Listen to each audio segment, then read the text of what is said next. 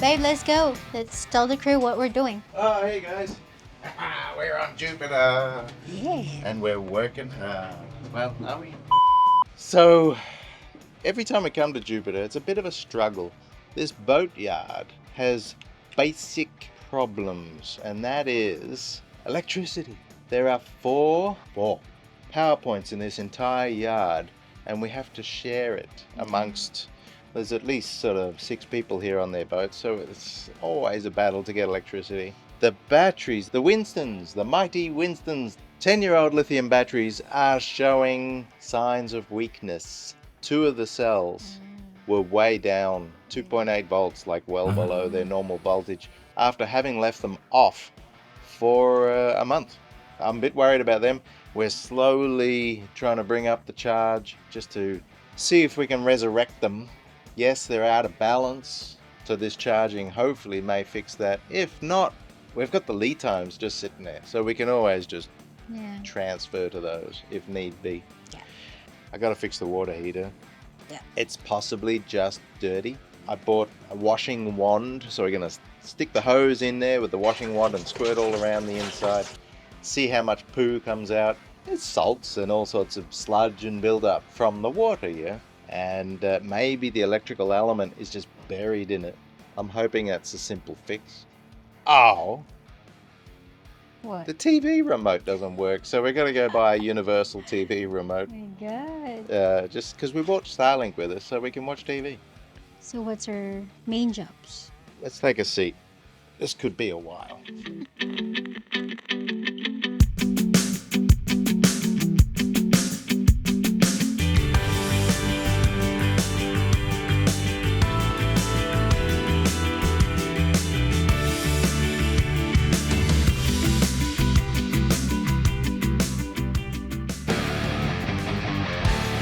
Alright, now we considered at length whether we should just put Jupiter back in the water and enjoy the Sea Cortez for the winter, which is what a lot of people in the yard are doing. Yeah. And we were this close to doing that. But ultimately, there's a lot of things we want to get done on Jupiter first, and we just want to pretty him up. We've got some surface corrosion issues around paint edges, around fittings, even around the instruments in the cockpit here. We've got bubbling of the paint. We've been watching this grow for the last 4 or 5 years, and we just want to address that. That's going to include sandblasting, repriming, and then some sort of top coat that doesn't look too bad. We would love to spray the entire boat, but that's a massive job. And we can't afford to get labour for that, and I just don't want to deal with that myself. So we're probably going to end up doing a complete respray back in the Philippines one day. One day.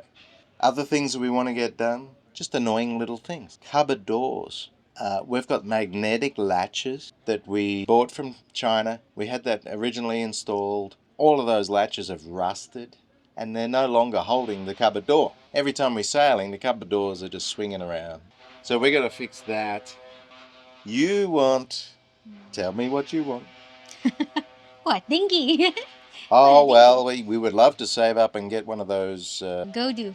One of those go-do dinghies, yeah, the aluminium dinghies that Kyle makes over in Florida. We would love to have one of those.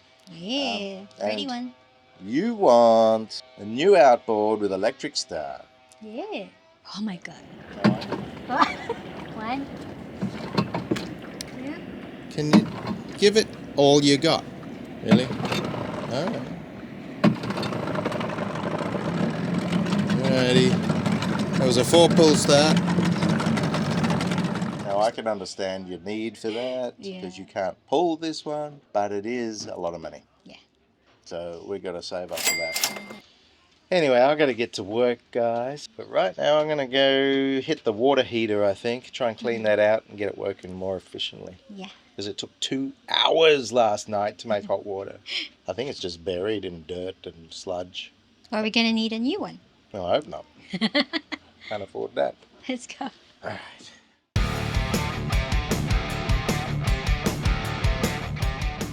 So the water heater is under here.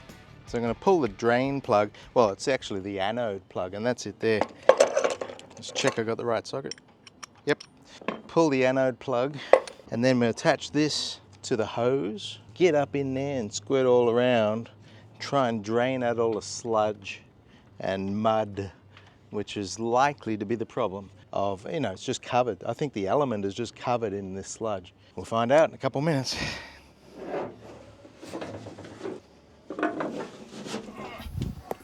Foot stuck.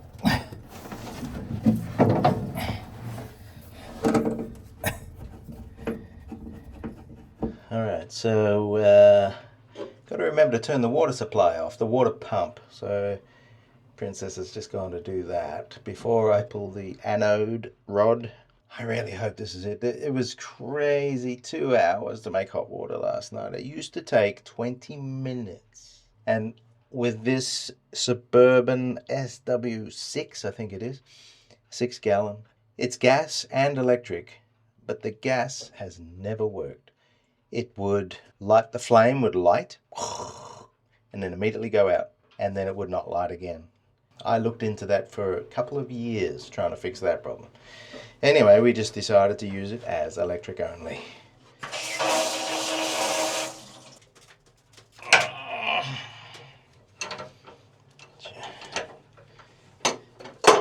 Oh, see the grayness already. Oh, see? Look, the anode is gone. That's fine. There's not that much sludge actually. I expected. There's a little bit. I can feel a little bit. See this stuff? The stuff I'm covered in. And you can even see down there where I drain it from time to time. There's the remainder of that sludge. Look at this. All right, hose.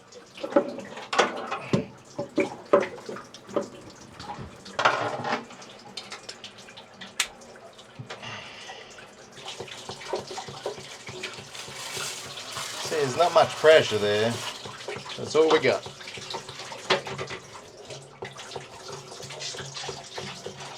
Yep. See? Look at all that.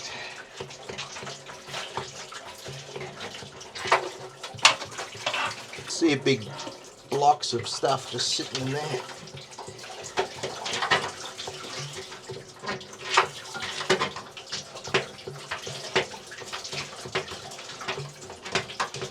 Yeah, there's a good inch sitting on the bottom.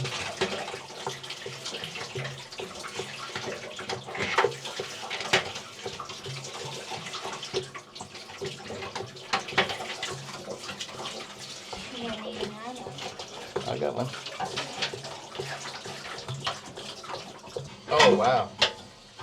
Feel a big heap of it up there. Alright, well I think I got most of the sediment out. And obviously we need a new anode, yeah? Which one looks better to you? Geez, I hope this makes a difference. Gotta put it on this way.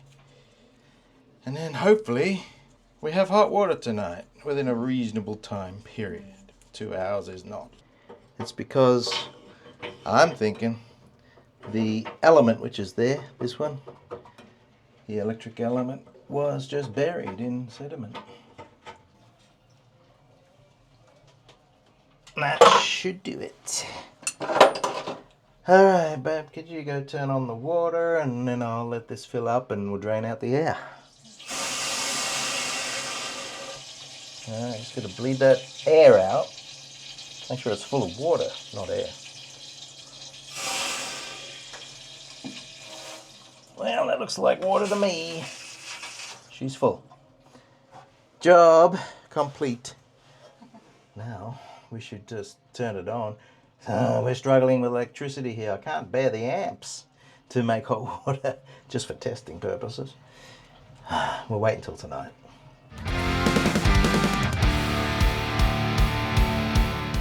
We need some appliances, you know? Oh, well, that's the problem. Our boat is 220 volt. The inverter is 220 volt, yeah. We need a new microwave, new dishwasher. What? A new clothes washer, I should say. Yeah. because that's really important. Fridge. Well, our fridge is sort of rusted out. Yeah. That might be about it. But it's all 220-volt stuff, and we're in Yeah. America We're or gonna need a Mexico. new We inverter. need a new inverter to make 120 volt. And then probably solar panels, new solar panels too. Oh, well, we've rubbed our solar panels, put them on the RV. We've got no solar here right now. And Princess wants to pretty things up a little bit. She wants the cockpit. Do you remember back in, was it Mexico? I think it's Panama. We laid down some soft, fake teak flooring, which looked great, but it only lasted like 2 months before it was bubbling up and it was terrible. I've been convinced that there are different qualities of that material, and we probably chose the cheapest one. Yeah. So yeah, we can try and do that. It means rubbing back the entire floor again and trying to lay this fake teak down. It was pretty and it was comfy on the I feet. know, right? Yeah. We've been always like envying other boats that they got a nice cockpit. Yeah, we have cockpit envy with Jupy. And I want to have a table. You want a table? Well, I've got an idea to install a table that's removable. Yeah. It's going to take some welding, so we're not sure about that yet. Now, when you look around at Juby, he just looks disgusting right now because, see, you can see it right there. The what? We've left polish on the everywhere, just trying to protect the paint and the plastics. With a good wash down and a polish up, I think he will look fine. One challenge which is eating at my brain is the halyards. Oh, yeah. I got to get up the mast somehow without a halyard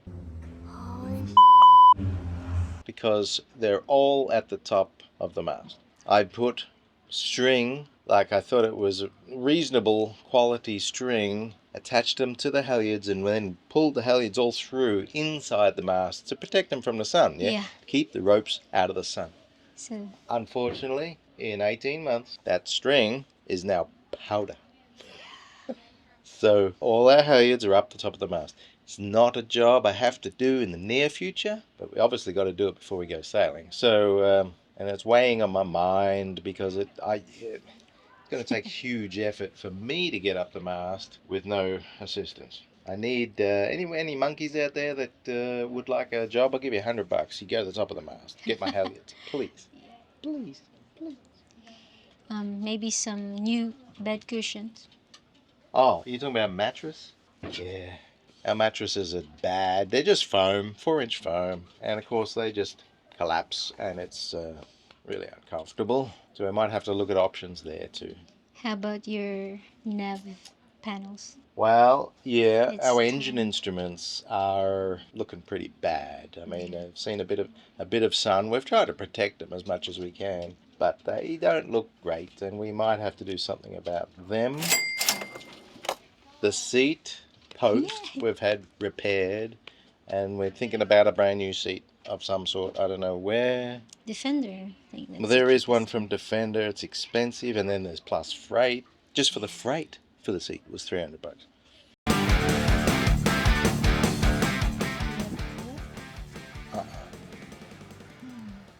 It is possible the Winstons are dead. We noticed that when we first put them back on. We came back 2 months later, and 2 of the cells were way down. So they're really out of balance. When we charged them back up, they were fine. So I was interested this time to know if those 2 cells had dropped. And now they're all dead. One symptom, bloating.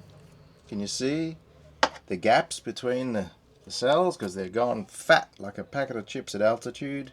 And that is typical of deep discharge. So what we're measuring right now should be 13 odd volts here. We're getting 2.5 volts. So what I'm going to have to do, we've got the lead times sitting right here. So what I'm going to do is rip them out, get the lead times in there. We've got all the BMS set up, right? It's all wired. All the BMSs are wired up, but we don't need that because lead time's got their own BMS. So I've got to manage that somehow. Disable this BMS. Shouldn't be a problem. And just get some, we got about 2 hours of daylight left, of course, and I got to get that done. Once I get these out, I can measure each individual cell, and we're going to try and recover them. No huge rush, thankfully, but the lead times. Well, I better get to work.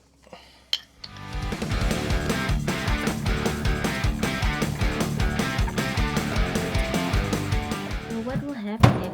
Well, so this has happened once before. When they were brand new, I left them on for, I don't know, 6 weeks. And I had turned the solar charging off. So they discharged, of course. And I thought I'd lost them and they were brand new. I just paid a lot of money for them. And I just started charging them again. And they came up. And they've been fine for 10 years. I'm sure they lost some sort of capacity because of that. But, alright, let's see how much they are individually now.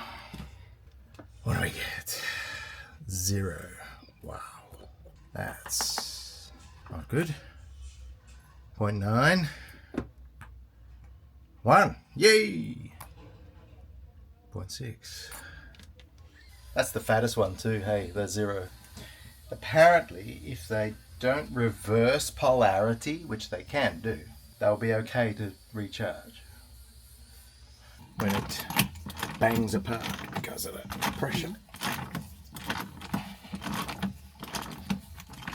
Yep. Come on. Yeah. Wow. Bit of fatness there. Now they can breathe.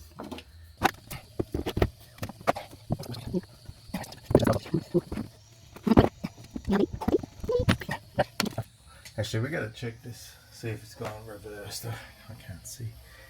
Alright, so positive, positive. So that's still positive voltage. Let's try this one. You've seen a negative here, so... And that's positive voltage. Good. Good. So it possibly can recover them. You know, I could have a fault. Like, we just rushed and put these together. Tried to get them balanced while we were charging them only. They really need to be properly balanced, which takes about 3 days. Wire them all in parallel. Give them 3 volts and about 50, no, I think it's like 20 amps. And top balance them. But, well, I've never done it, ever. And we've always had 2 of the cells that would spike early, and they would always go flat early too. So this, unfortunately, this pack wasn't balanced when I bought the pack. These type of lithiums take a bit of maintenance, yeah? They take a bit of work to keep them going. 10 years is a pretty good run. They still may be good if we just give them some love and care. But not today. Today they're out of here and the lead times are in.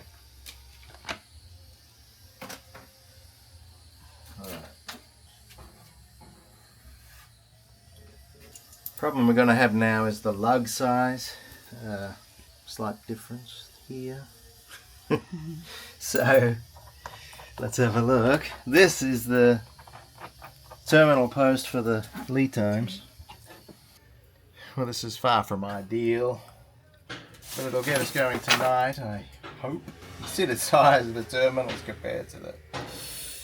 So I'm look, this is it.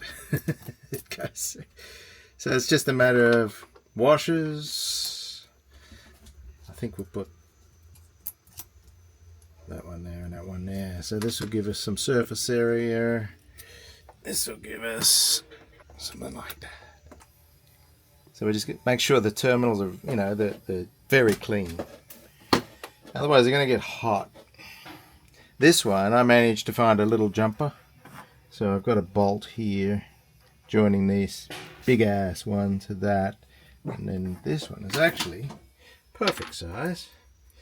So that one's good. Anyway, I've got to get to work, guys. So appreciate you watching and catching up right now. Alright, I finally started digging into the corrosion. Now I can get a good grasp on what is happening.